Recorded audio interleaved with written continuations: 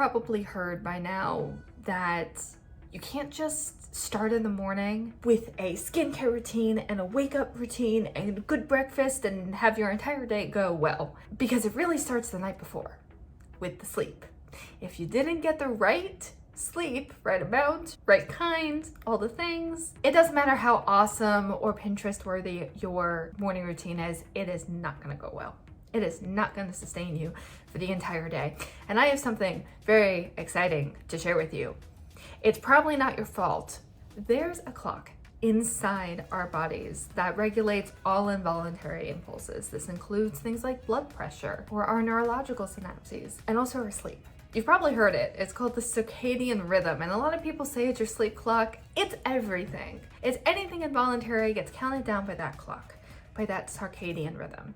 Your circadian rhythm is mostly affected by light. And I know you've heard that blue light, also known as the light from our technology, has the awesome ability to counteract with that. If you're scrolling on your phone in bed before you go to sleep, chances are that light is messing with your circadian rhythm, meaning that your melatonin is not getting released and having enough time to actually accumulate to the level that you would go to sleep. Now, I said this wasn't your fault. Now, why am I talking about your bad choice of being on your phone in bed?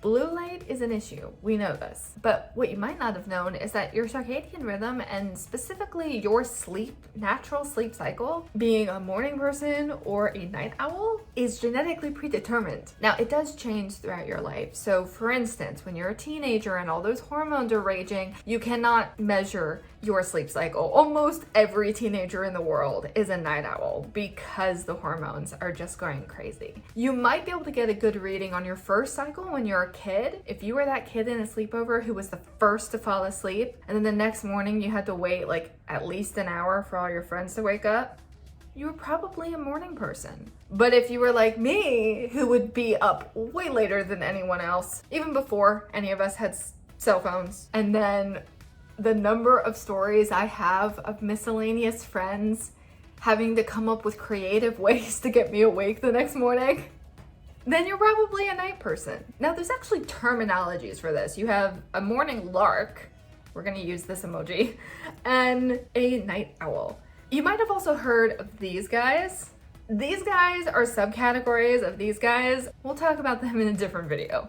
Before we get into the different traits that make you a morning lark versus a night owl, I want to talk about one phenomenon: social jet lag.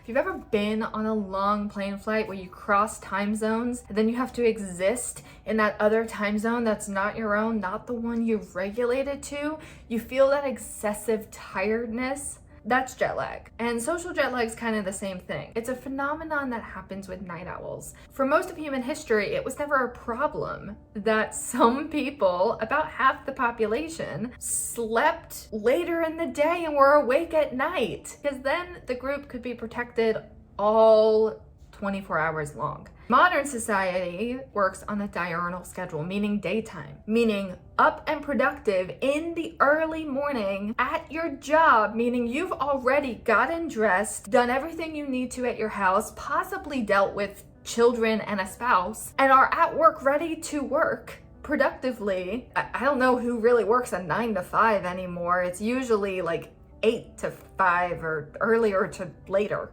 Because society works in this daytime, very morning lark style, the night owls are off to a disadvantage right away. So for those of you who function okay in the normal daytime schedule of society, you're probably a lark. A lark awakens really easily in the early morning, and they're usually unnecessarily groggy if they wake up later in the day. This also means that you're likely to go to bed early and start feeling tired around 8 or 9 p.m. at night. Your peak productivity happens in the mornings or sometimes early afternoons. That is when you're on your game, you've got it, it's awesome, you are king of the hill. But that energy droops really fast throughout the day, and larks are much more likely to need caffeine to get through their afternoon and sometimes even evening activities. If a lark is going out after work, they might even catch a nap at their desk. Interestingly, larks also tend to be happier and more confident, and they're more resistant to frustration. So they also are less prone to dealing with things like anxiety or depression,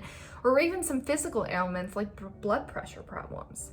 Cool. Whereas owls are actually more likely and more susceptible to both physical and mental health ailments. Depression is higher, anxiety is higher, physical problems like blood pressure or cancer. Terrifying and weird. But I also suspect most of this comes from the social jet lag problem. If our society was more forgiving to night owls, interested in how the internet and working from home will play into this, maybe those mental and physical medical problems will even out. Similarly, naps. You can't use them really to identify if you're a lark or an owl, because owls are also likely to nap. Owls are more likely to nap in the evening, but owls are owls because they tend to be up way late at night, at least as far as a lark is concerned. If you're an owl, you've probably heard your parents or somebody yell at you for being up late at night and yelling at you to go to bed or go to sleep. If you're an owl nowadays, you're probably having your technology stripped away from you at 9 p.m. on the disillusion that you'll go to sleep. We will find something else to do, I promise. Because our natural cycles won't wake us up until late morning or early afternoon, depending on your cycle. Night owls usually don't get their productivity kick until late afternoon or even nighttime. And that's because we don't really get sleepy until midnight. That means we're not going to bed until 1 or 2 a.m. Well, other than the fact that society prefers larks and owls are off to a disadvantage on that front, owls might get a disadvantage both from social jet lag and from health, but surprisingly, it turns out that owls test more creative, higher risk takers, and actually with a higher IQ. Some researchers posit that's because we had to learn to adapt very early to a society that didn't honor our cycle, and so we practiced and mastered those skills very early on. But last I checked, IQ is genetic. So which would you prefer to be? The owl, who is inherently disadvantaged by our society, but has a high IQ and is more creative and more likely to be successful because of their problem-solving skills, or a lark, who's inherently happier and more confident in a society that supports them in whatever their endeavor is, and has better health overall? And then let me know which one you actually are. But there's more to it than just the fun of knowing who you are. It actually is a significant piece of knowledge when it comes to designing your day, which if you've been around this channel for a while, you know is a huge thing for me.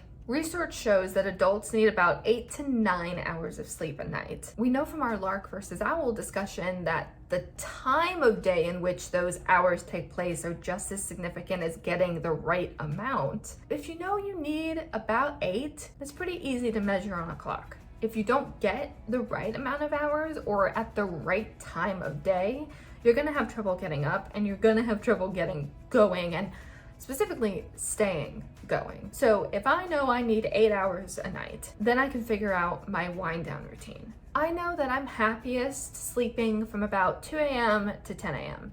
That's my 8 hours. And that's when I'll naturally wake anyway, around 10 a.m., assuming that I am up to date on my sleep. If I know that I'm gonna be waking up naturally around 10 a.m. anyway for whatever I need to do that day, I know that my wind down routine doesn't have to be that complicated. Then I can just turn off screens and turn off my work about an hour before, and I'll just naturally kind of cycle around that, because that means bedtime is around 1 a.m. I'm already sleepy at midnight. Such days like today, I had to wake up at 8, which means I have to be asleep by midnight. I have an energy boost from 10 to midnight. That's hard counteracting. So my wind down period for needing to be up before my natural cycle, specifically, for example, 8 o'clock, it needs to be much longer and much more intentional. My wind down yesterday was about 2.5 hours. Now the good news is I usually have productivity hours from about 4 to 8 p.m. So I had gotten everything I needed to get done. So if you're a lark, your productivity hours are likely to be late morning or early afternoon. For the next couple days, start making note of when you get an energy boost or when you're feeling really productive, or when you are most likely to just zone out and be done and need a break. Knowing when those things happen throughout the day will help you schedule your day to be most productive and not wear you out and set you up for a revenge cycle. Yes, I threw this in here just because I like the fun fact. It's something that happens usually to night owls, but it does happen to larks as well. It's a period of time where you need to be getting to sleep, or perhaps moving on to the next thing for the larks in the room. But you've been doing nothing but what you have to do up until this point. You've had no chance to step back and relax and do the things you need to do in order to stay balanced and healthy. And so you basically procrastinate doing the thing you're supposed to be doing in order to stay up and do what you want to do. And it's called the revenge cycle.